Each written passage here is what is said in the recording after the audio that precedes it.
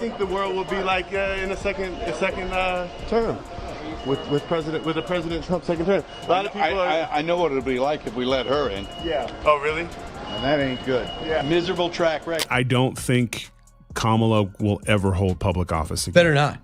I don't think you can come back from. It wasn't that she was outfoxed. Lost, it wasn't that she lost. I think you can certainly lose an election and run a good election. Mel Gibson and Tyrus just did the unbelievable. They didn't just talk. They unleashed pure fury at Kamala Harris with a force powerful enough to shatter the internet into pieces. It's like Braveheart crashing headfirst into a wild late-night roast, with Kamala caught right in the chaos. Think political drama couldn't get any wilder? Think again. This is insanity on a brand new level. Picture Hollywood outrage colliding with fiery political commentary. Madness and entertainment rolled into one explosive showdown. Mel and Tyrus didn't just share opinions. They obliterated the Kamala narrative, leaving behind a glittering storm of scandal and shock. Listen to what Mel Gibson just said about Kamala Harris. She got the IQ of a fence post. Let's fact check that. Can you point to something in your life that you think was a mistake that you've learned from? I mean, I've made. Greg, the teleprompter went up and they cheered too long. Yeah. And she panicked because all she couldn't remember the connection word. So she panicked. This ain't close, I'm telling you. Before we go any further, smash that like button and subscribe. Trust me, you don't want to miss what's coming next. Mel Gibson didn't tiptoe into politics like some curious spectator. He charged in like a man who just realized Hollywood drama isn't even the craziest show anymore. Because honestly, listening to Kamala sometimes feels like attending a motivational seminar where the speaker forgets the topic halfway through, but still manages to charge extra for inspiration. Track record, no policies to speak of. And the border, right? And she's got the IQ of a fence post. When Mel Gibson finally decided he'd had enough of all that confusion, he didn't whisper. He exploded. It was like watching a movie scene where someone flips the table and yells "cut" during a live broadcast. And honestly, the man has a point. This is the same actor who spent decades shouting commands to imaginary armies in foggy battlefields. And even he's standing there wondering, what on earth is Kamala doing? That's when you know something's gone seriously wrong.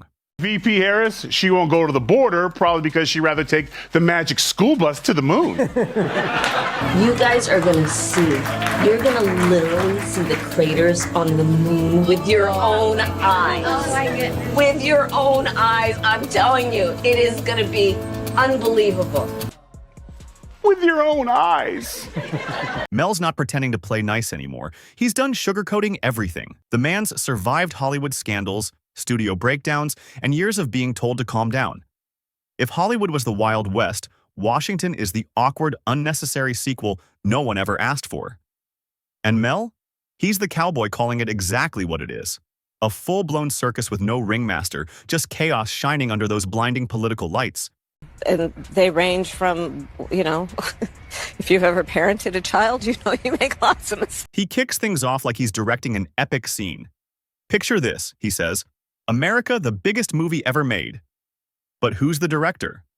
Kamala Harris, who somehow turned the entire script into a puzzle wrapped in confusion and tied with leftover enthusiasm.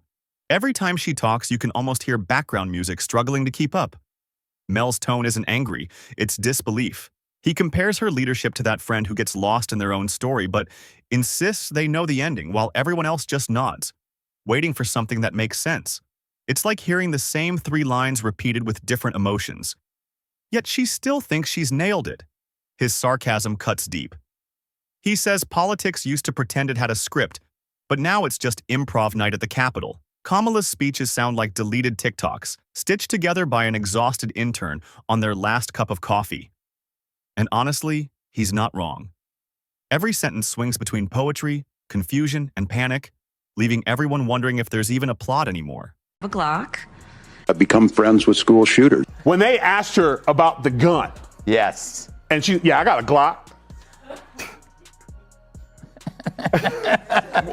What kind? Yes. And her answer was, Yeah. And Those were invented by nervous white people around black people. Tyrus, the powerhouse built like a tank with words as sharp as blades, isn't holding anything back. Subtlety just isn't his style. When he calls someone out, it's not gentle. It's a thunderous mix of sarcasm and brutal honesty.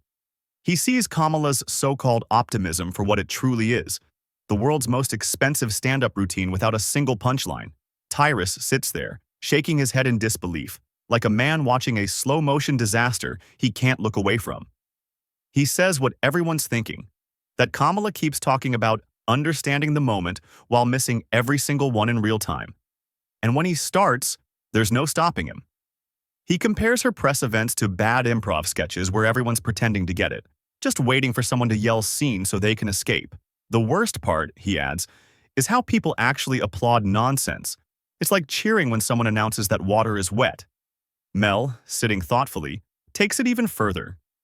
He says it all feels like Hollywood's worst studio politics, where executives spend millions trying to convince audiences that a flop is genius. That's Washington now. Flash over substance. And the sad truth, Mel says, is that America's no longer buying tickets. Set social media on fire with his blistering assessment of Kamala Harris. He said she has an appalling track record, no policies to speak of, and she's got the IQ of a fence post. Is Mel Gibson too big to be cancelled? Does he even care? He produces his own stuff these days, doesn't he? He also financially and emotionally supported Robert Downey Jr. when he was dealing with his addiction problems.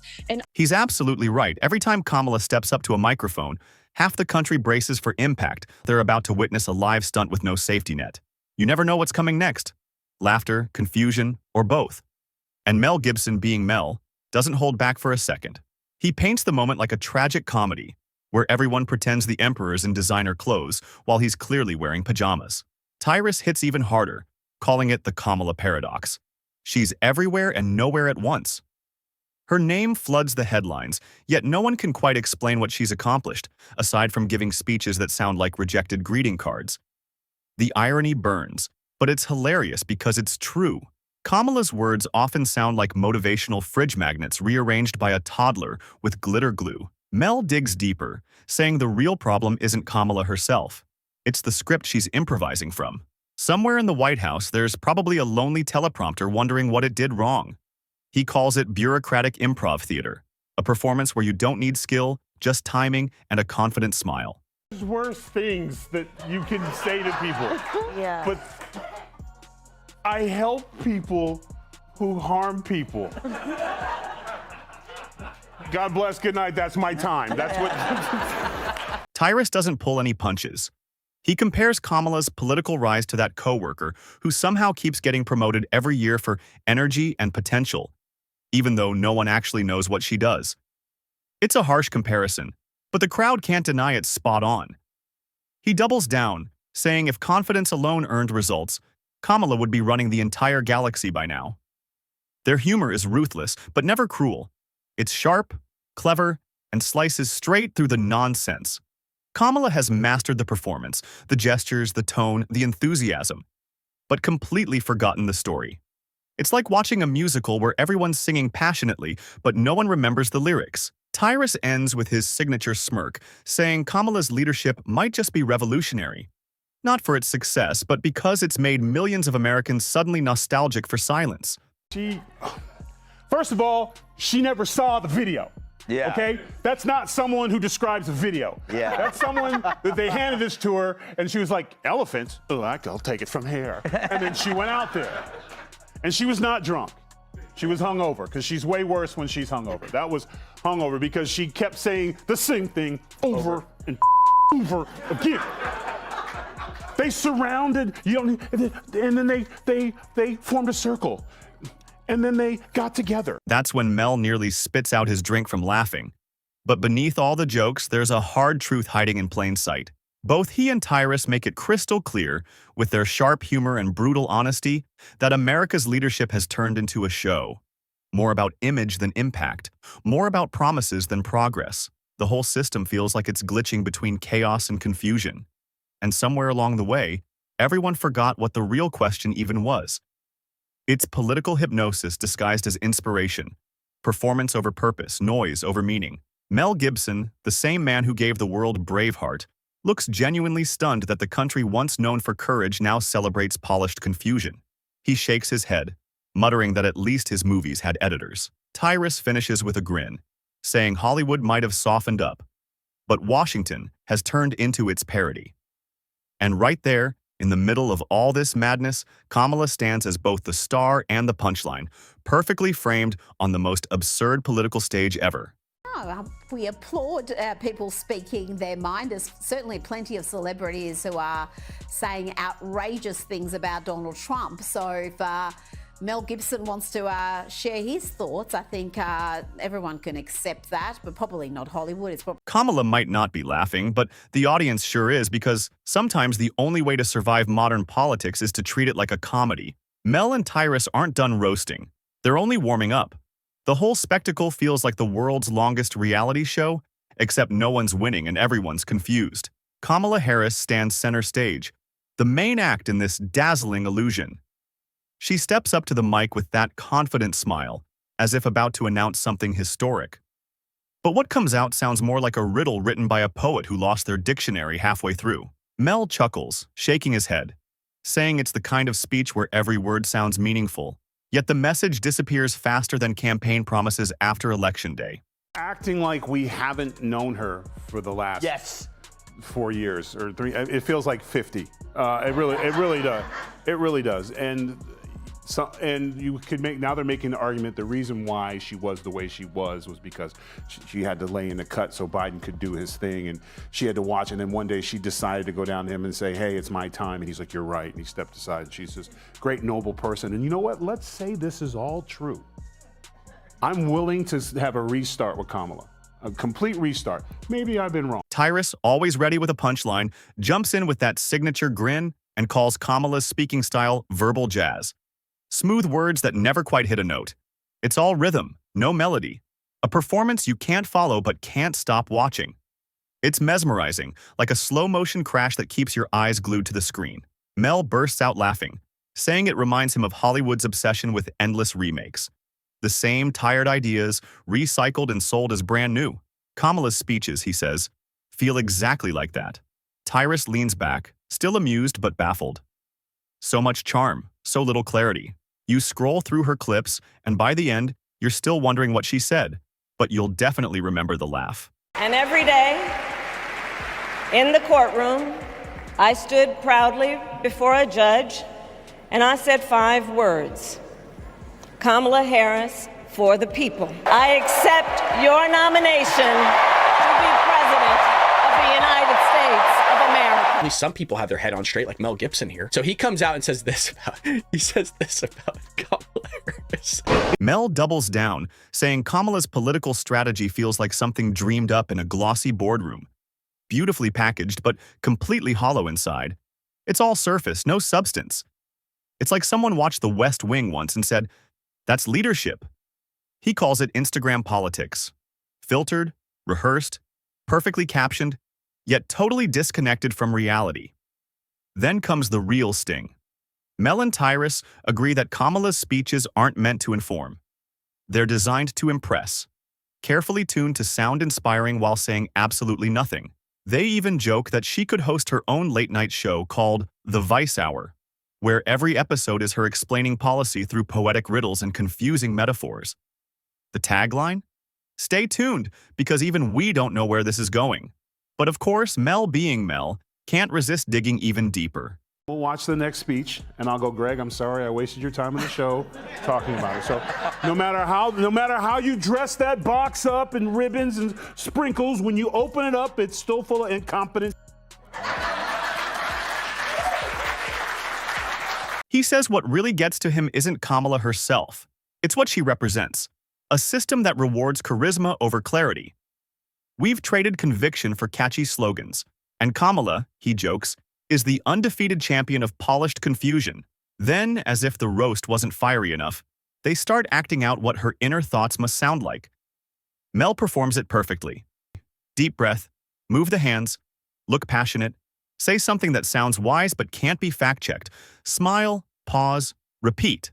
The crowd roars with laughter, but then Mel drops the knockout punch. He says, America's leaders used to inspire action. Now they just inspire memes. Keep everyone guessing, he adds, so no one can call your bluff.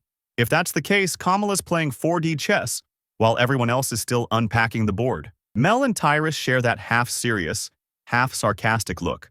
The kind that says this is hilarious but terrifying. Because deep down, they both know they're not just roasting Kamala. They're exposing the system that made her rise inevitable. TMZ caught up with actor and filmmaker Mel Gibson, who reaffirmed his support for former President Donald Trump, and he had some sick burns for Vice President Kamala Harris. The reporter asked Gibson who he was going to vote for. After Gibson said that Kamala had the IQ of a fence post, demands were made for an immediate retraction and apology by the... Mel wraps it up by saying that somewhere along the way, politics stopped being about leadership and became a popularity contest. And Kamala, flaws and all, has mastered that game. She's not crafting policy, she's performing for the cameras, soaking up applause that echoes louder than her words. The crowd cheers, the flashes go off, and even if her speeches rarely hit, her vibe always does. Because in today's politics, the vibe is everything. Tyrus grins and says, maybe that's Kamala's hidden genius. She's not aiming to make sense, she's aiming to make headlines. The confusion is the message. The performance is the policy. Mel laughs one last time, shaking his head, saying maybe she's the only one who truly understands how this upside-down world works. Clarity doesn't win anymore. Attention does. Maybe Mel Gibson and Tyrus weren't roasting Kamala at all. Maybe they were holding up a mirror, and for once, America couldn't look away.